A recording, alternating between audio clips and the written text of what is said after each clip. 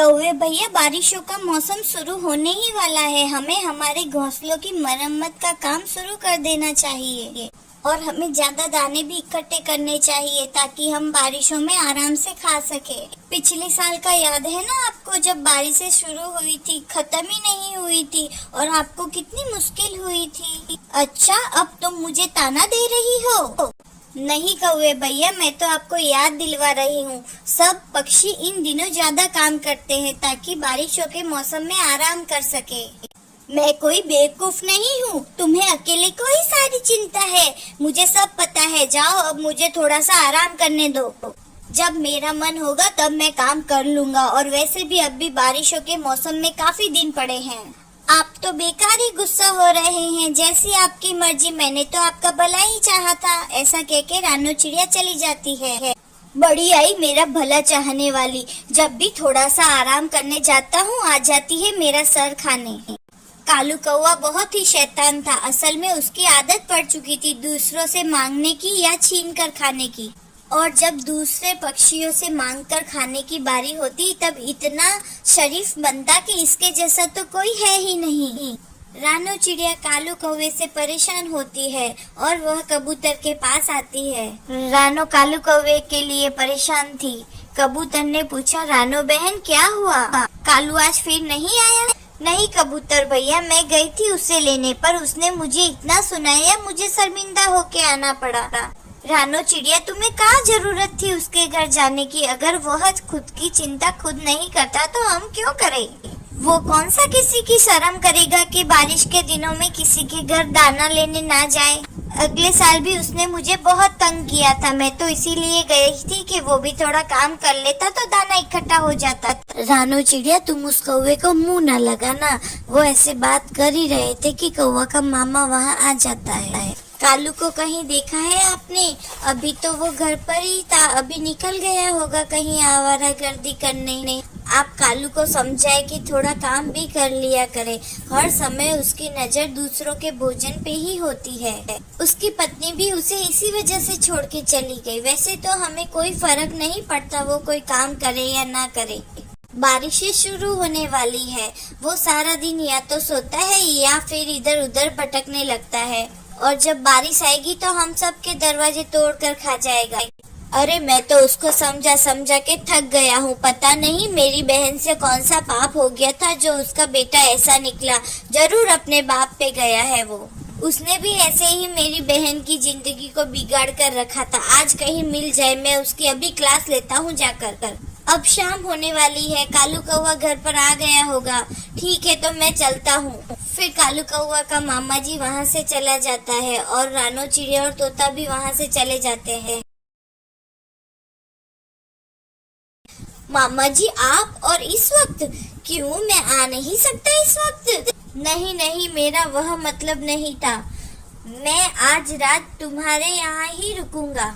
क्या आप यही रुकेंगे? आपने बहुत अच्छा किया। मैं आपसे मिलने के लिए बहुत उदास था। पहले तो मुझे खाना दो, मुझे बहुत भूख लगी है। कौवे के तो सारे रंग ही उड़ जाते हैं। कौवे के पास तो खाने के लिए कुछ भी नहीं था, वो तो खुद ही बुलबुल के घर से चुरा के खाया था। मामा जी आपको तो पता ही है मैं कितना मेहनती हूँ। मेरी मेहनत की वजह से सब पक्षी मेरी बहुत इज्जत करते हैं। उन्होंने मुझे जिम्मेदारी सौंपी है कि मैं रात को पूरे जंगल का ख्याल रखूं, एक उड़ान मारूं और सारे जंगल को देख के आ जाता हूं मैं। और मैं सब पक्षियों से ज्यादा ऊंचा उड़ता हूं। ठीक है मामा जी, मैं अभी आया और आपके लिए भोजन भी लाया। अच्छा फिर ठीक है, जल्दी आ जाना। कौवा वहाँ से सीधा रानो चिड़िया के घर पर जाता है। चिड़िया दीदी, आपसे एक छोटा सा काम था। चिड़िया तो उसको देखते ही सारी बात समझ गई थी। क्या बात है, बोलो। वो है ना, मैं तुमसे कुछ कहने आया था कि कल मुझे तुम्हारे साथ ले जाना। मैंने आज तुम्हारी बहुत बेइज्जती की, उसके लिए मुझे माफ कर देना। तुम्हारे जाने के बाद मैंने सोचा तुम तो मेरा भला ही सोच रही थी, लेकिन मैं ही बेवकूफ हूँ। अच्छा मैं ले जाऊंगी, अब तुम जाओ। वो मुझे कुछ और भी काम था तुमसे। और क्या काम था तुमको? वो मुझे थोड़ा सा दाना मिल जाता, मैं कल ही तुम्हें वापस कर दूंगा। वह अचानक से मेरे मामा जी मेरे घर पर आ गए। मेरी इज्जत तुम्हारे हाथ में ही है। अच्छा, तो इसलिए ये इतना मीठा बना हुआ था। चिड़िया थोड़ा दाना दे देती है। कालू जी, ये मैंने तुम्हारे मामा जी के लिए दिए हैं। अब तुम तुम्हारी बात पर कायम रहना। अगर दोबारा मेरे घर पे दाना लेने आए तो मैं नहीं दूंगी। हाँ हाँ रानो चिड़िया, मैं नहीं आऊंगा दोबारा। जैसे ही कौवा दाना लेकर पीछे मुड़ता है तो पीछे उसके मामा जी बैठे हुए सब सुन रहे होते हैं। ले ली उड़ान तुमने सारे जंगल की? हाँ हाँ, मैं बस यहाँ से निकलने ही वाला था, लेकिन रानो चिड़िया ने मुझे बुला लिया और ये दाना भी दे दिया। चलो अब हम घर चलते हैं। ऐसा कहकर वो दोनों चले जाते हैं। कालू, मुझे मेरी मरी हुई बहन का ख्याल नहीं होता तो मैं कभी भी तुम्हारी परवाह नहीं करता। तुम्हें शर्म नहीं आती है करते हुए? मामा जी, आपको गलतफहमी हुई है और कितने झूठ बोलोगे। अब चुप हो जाओ, मुझे शर्म आ रही है तुम्हारी हरकतें देखकर। तुम शर्मिंदा होने की बजाय और झूठ बोल रहे हो। मैं अब यहाँ पर 1 मिनट भी नहीं रह सकता। अगर तुमने तुम्हारी आदतें नहीं बदली तो मैं तुमसे रिश्ता ही खत्म कर लूंगा। ऐसा कहकर मामा जी वहाँ से चले जाते हैं। ये मामा जी है ना, आज ही आना था इनको। मैं सोने ही जा रहा था, सारा मजा ही खराब कर दिया। और कालू सो जाता है। रानो चिड़िया आती है। कौवे भैया जल्दी उठ जाओ, बारिश आने ही वाली है, बादल भी आ गए हैं। चलो थोड़ा बहुत दाना तो हम ले ही आएंगे। एक तो मैं जब भी कोई अच्छा सपना देखता हूँ तुम आ जाती हो। तुम जाओ यहाँ से, मुझे कहीं नहीं आना तुम्हारे साथ। और रानो चिड़िया हैरान हो जाती है कि वो रात को कितना अच्छा बना हुआ था और अब वापस से वो ही हरकतें कर रहा है। बैठे रहो यहाँ पर, तुम्हारा कुछ नहीं हो सकता। रानो चिड़िया वहाँ से चली जाती है। कालू कौवे का मामा चला गया? हाँ हाँ, वो तो कब का चला गया। उसके बाद रानो चिड़िया सारी बात बताती है। रानो, तुम भी उसकी बातों में आ जाती हो। अब वो तुम्हारे पास आए तो तुम दरवाजा भी मत खोलना।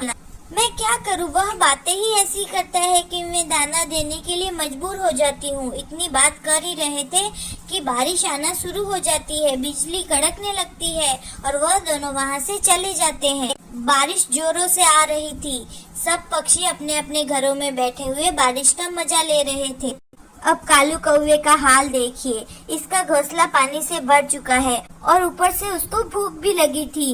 अब मैं क्या करूं? मुझे पता होता बारिश आएगी तो मैं रानो चिड़िया की बात मान भी लेता, मगर अभी भूखा भी तो नहीं मर सकता। ऐसा सोचते हुए वो रानो चिड़िया के घर जाता है।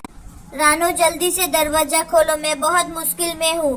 कालू कौवे, मुझे इस वक्त तंग ना करो। और मुश्किल में तुम अपनी वजह से ही हो, मेरी वजह से नहीं हो। मैं दरवाजा नहीं खोलूंगी, बस आखिरी बार मदद कर लो। अब मुझे सीख मिल चुकी है, मैं हमेशा मेहनत करूँगा, लेकिन मेरा बचना जरूरी है। अगर मैं मर गया तो तुम खुद को ही कसूरवार समझोगी। और रानो चिड़िया फिर से उसकी बातों में आ जाती है और उसको थोड़ा सा दाना दे देती है और कौवा दाना लेकर वापस अपने घोंसले में चला जाता है। लेकिन घोंसले में पानी होने की वजह से कौवा सारी रात जागी थी, लेकिन बारिश की रुकने का नाम ही नहीं ले रही थी। कौवे का कांप कांप कर बुरा हाल था। सारी रात बारिश में भीगने की वजह से उसे जुकाम हो चुका था और कौवा मन ही मन पछता रहा था। शायद मैंने रानो चिड़िया की बात मान ली होती तो आज मेरी ये हालत नहीं होती।